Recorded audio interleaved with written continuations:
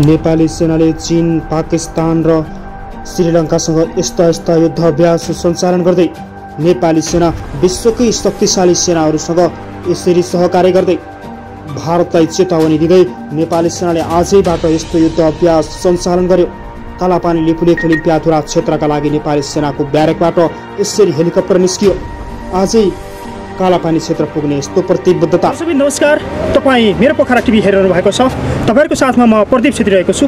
आज पनि तपाईँहरूमा आज विशेष खालको भिडियो लिएर आएको छु। भिडियो अन्तिमसम्म हेरी मनमा लागेका कुराहरू कमेन्ट गरी जतिसक्दो सेयर गर्न पनि नबिर्सिनुहोला। नेपालको पछिल्लो घटनाक्रमलाई लिएर, नेपालका सीमा विवाददेखि लिएर नेपाली सेनाले गरिरहेको काम र कारबाहीलाई तपाईँहरूमा आज पस्कने जमर्को गरिरहेको छु। भिडियो अन्तिमसम्म हेरी नेपाली सेनाको यो बहादुरीताका लागि जतिसक्दो सेयर गरी जय नेपाल भनेर कमेन्ट गर्नु अगाडि बढाएको बताइएको छ। बिमस्टेक शिखर सम्मेलन अगावै यस प्रकारको अभ्यासको टुङ्गो लागेको सेनाको भनाइ छ।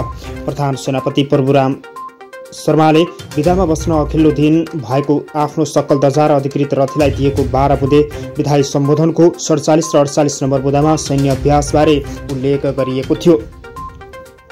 यसमा सहभागी मुलुकबीचको अनुभव र उत्कृष्ट अभ्यास आदान प्रदान हुनेछ। नेपाली सेनाका प्रवक्ता नारायण सिलवालका अनुसार सरकारको निर्णय अन्तर्राष्ट्रिय स्तरमा सेना अभ्यास गर्न सहभागी हुने गरेको बताउनु भएको छ। अभ्यासलाई सैन्य कूटनीतिक साथै नेपाली सेनाको वृत्ति विकास अवसरका रूपमा लिएको पनि उहाँले बताउनु भएको हो। बिमस्टेक राष्ट्रका सेनाको सहभागी अभ्यास हुने तर त्यहाँ नेपाली सेना नजाने हो भन्ने कस्तो सन्देश जाला र त्यसले हाम्रो कूटनीतिकलाई कसरी हेरिएला भन्ने कोणबाट पनि बहस हुनुपर्ने सैन्य अधिकारीले बताएका छन्। भारतीय प्रधानमन्त्री नरेन्द्र मोदीले बिमस्टेक सम्मेलनमै सैन्य अभ्यासको विषयमा राखेपछि यो चर्चामा आएको नेपाली सेनाले जानकारी दिएको छ। नेपाली र भारतीय सेनाबीच सन् 2011 देखि नै जारी सूर्यकिरण नामक सैन्य अभ्यासले पनि दुवै देशको रक्षा सम्बन्धलाई थप विवृद्धित गर्ने अधिकारीहरूले बताएका छन्।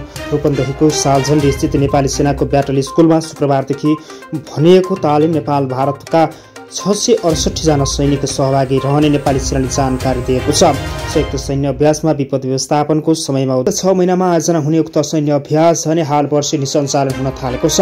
नेपाली सेनाको जनसम्पर्क तथा सूचना निर्देशनालयले संयुक्त सैन्य अभ्यासले दुवै देश बीचको पारस्परिक सम्बन्धलाई अझ प्रगाढ बनाउने सेनाहरू बीचको साझेदारीलाई थप अभिवृद्धि गर्ने विश्वास लिएको बताएको छ। नेपाल र नेपालका सेनाध्यक्षलाई महानर्थ मानर्थ सेनानी प्रदान गर्नुपर्ने काम पनि सुरु भएको थियो। यसपालि सालझण्डीमा सुरु भएको सैन्य अभ्यासमा नेपाली सेनाका 334 र भारतीय सेनाका 334 गरी 34 सदस्य गरी सहभागी भएका छन्।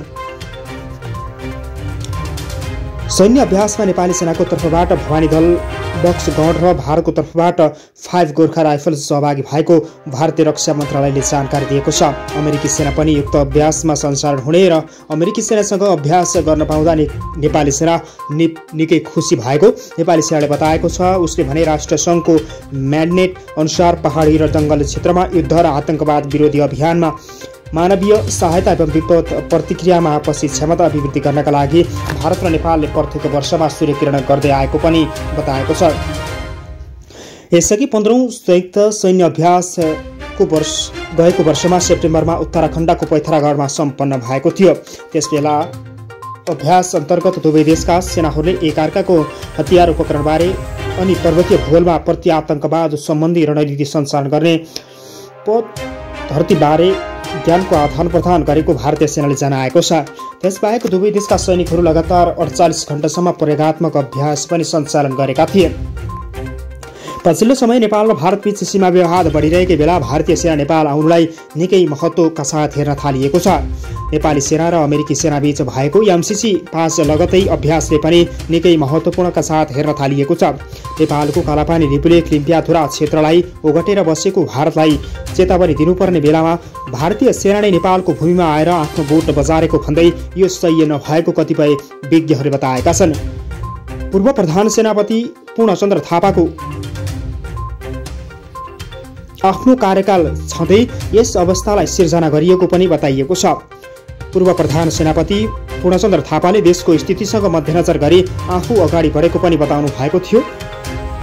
नेपाली सेनाका प्रधान सेनापति प्रभुराम शर्माले अघिल्लो वर्ष र भारतका स्थल सेनाध्यक्ष मनोज पाण्डेले यसै वर्षको सेप्टेम्बरमा उक्त सम्मान पाएका थिए। नेपाली सेनाको एउटा अभिलेख अनुसार नेपाली सेनाको तत्कालीन महासेनानी र सशस्त्र सेनानी शिखर सिंह बस्नेतले 1988 र 1989 भारतको इन्जिनियरिङ अफिसर्स डिग्री इन्जिनियरिङ सम्बन्धी तालिम लिएसँगै औपचारिक तालिम आदान प्रदान गरिएको बताइएको छ। त्यसैता अधिकृत र माथिल्लो दर्जामा झण्डै 2500 सिपाही सहित अन्य दर्जामा 1400 सैनिकले भारतमा सञ्चालन भएका विभिन्न तालिममा भाग लिएसँगै यस नेपाल र भारत बीचका सम्पूर्ण सैन्य अभ्यासहरू सञ्चालन भइरहेको बताइएको छ।